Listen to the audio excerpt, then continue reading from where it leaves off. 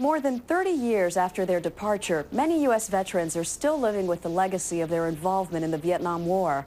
Now, a West Coast art exhibition is shedding new light on those wartime experiences by focusing on one very humble personal item. John Blackstone has more. In a Santa Barbara gallery, the portraits bring back memories for Vietnam vet Hap DeSimone. Not portraits of soldiers, but portraits of Zippo lighters. So does it seem strange now to see these depicted as art, or are they art? No, it doesn't seem strange at all. In Vietnam, every soldier, it seemed, had a Zippo.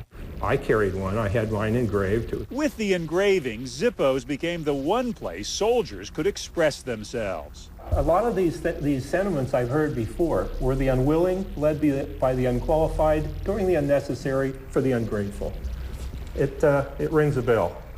Zippos by the thousands were left behind in Vietnam. 15 years ago, artist Bradford Edwards began collecting them at Vietnamese flea markets. Here's an interesting one, a broken peace sign on a bracelet. In a new book, a chronicle of his collection, Edwards explains each Zippo tells a story. The disgruntled soldier, the lonely soldier, the cynical soldier. Edwards became captivated by the engraved Zippos and began recreating them in his own art. Larger-than-life portraits in metal and in stone, in lacquer and mother-of-pearl. When they're done in this artistic fashion, I think they celebrate and again extol the virtues, really. Just the sound of a Zippo opening is iconic, and as a symbol of the Vietnam War, one of the most famous Zippo images sparked controversy. This is what the war in Vietnam is all about.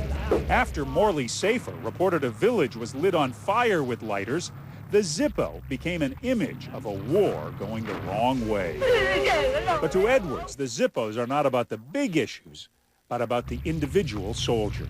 You had people who were discontent, people who wanted to express some heartfelt emotions, and here was a small canvas. He was particularly touched by the one engraved, "You can surf later." He's sitting there, and his life is in danger, pulls out a Zippo, lights a cigarette, but then he looks at it and he goes, "You can surf later." We don't know if he surfed later or not. They look like a collection of tombstones.